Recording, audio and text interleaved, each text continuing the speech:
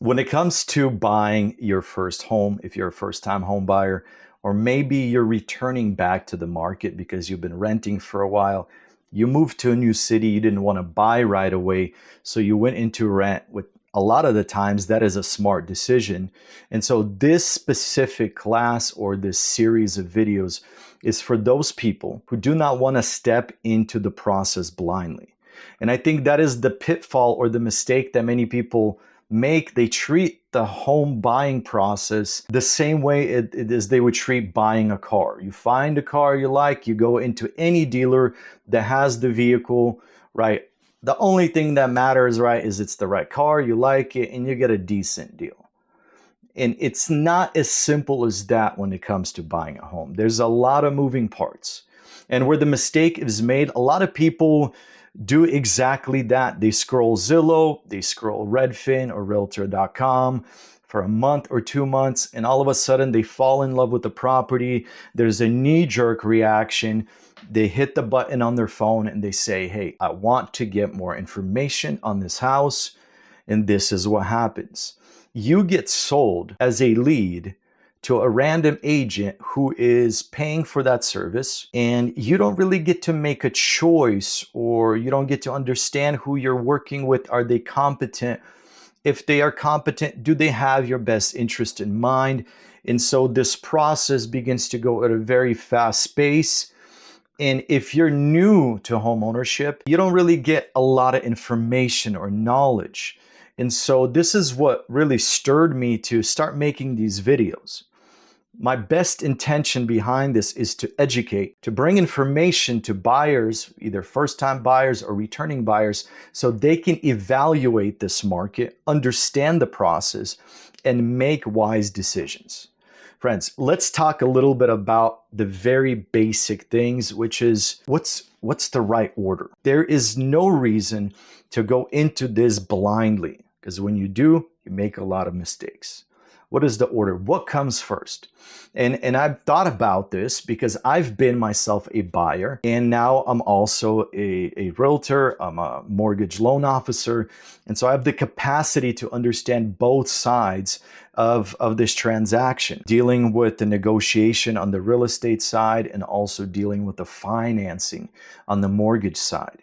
And the first step that any buyer should make is they should find themselves the right team. Working with the right team is going to decide if you fail or you succeed. Working with the right team is going to decide, will you get into that house that really fits you? Will you get the right loan that really fits you? Or will you just kind of be mismatched and jump into whatever feels right? And so your team as a buyer is made up of two very important roles. It's going to be your realtor, and it's going to be your mortgage loan officer. Those two parties work together and they fight on your behalf.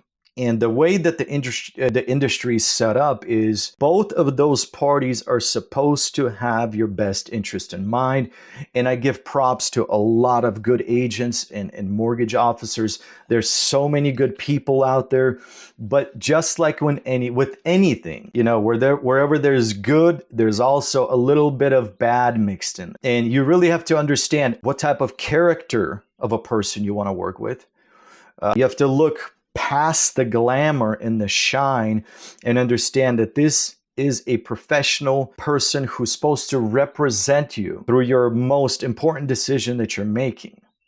And so before jumping in and scrolling for random properties and going to a random place to figure out, hey, can I get a loan here? Just randomly applying. You should really try to do some research. What is the track record? What is the character here? Is this person really going to work with me? Do they answer their phone?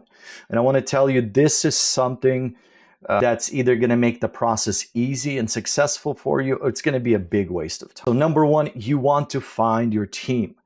I'm going to speak a little bit about the value that your team will bring to you. What is the value that your realtor will bring to you? I'm gonna pull up this slide of information here before me.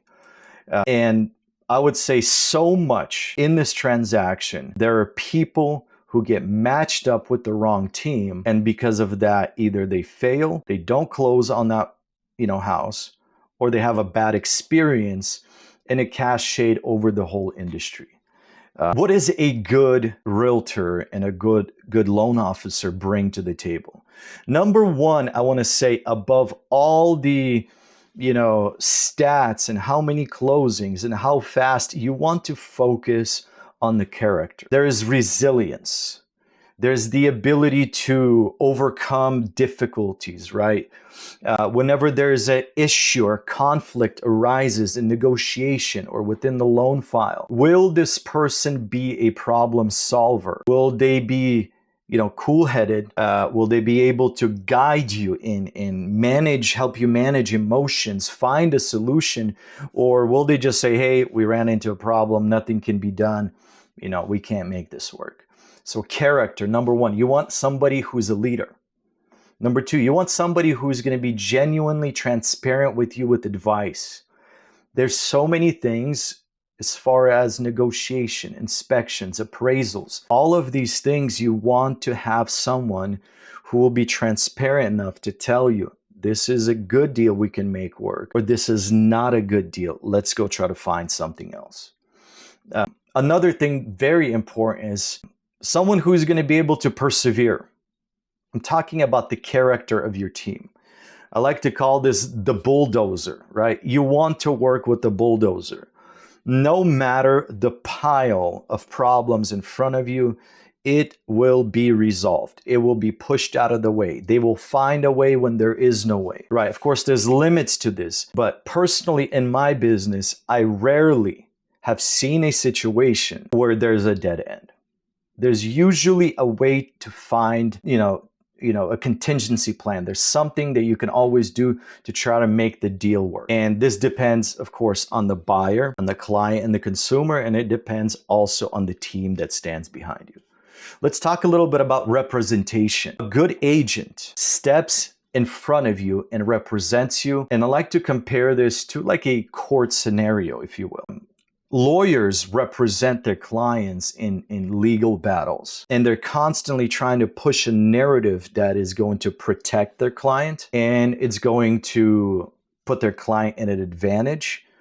And there's really strategic negotiation that goes behind, this transaction.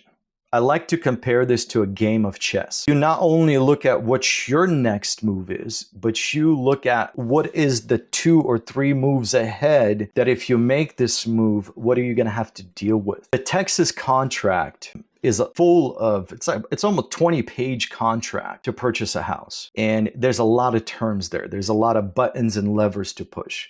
And so a good agent will use that contract to protect you as a client, to put you at an advantage, and at the same time, they will manage the risk. How can we put you at an advantage, minimizing exposure to risk? And that is, I would say, one of the key roles of an agent is to do exactly that. Loyalty. Am I, as your representative, loyal to you, or am I loyal to the commission? And look, we are all motivated by money. None of this would be happening for free. And I had different professions in my life. Being now in real estate for 8 years, also in the mortgage business, this is a stressful job. Why? Because I take it personally. Every client I help, I understand this is a family, this is a person, this is their future, this is their life. And I have to literally put myself in their shoes. I have to worry about them. I have to pray for them. And I have to understand that this deal in my hands, right? These people entrusted me. I need to be loyal to them. And I need to make sure everything that could be done is done.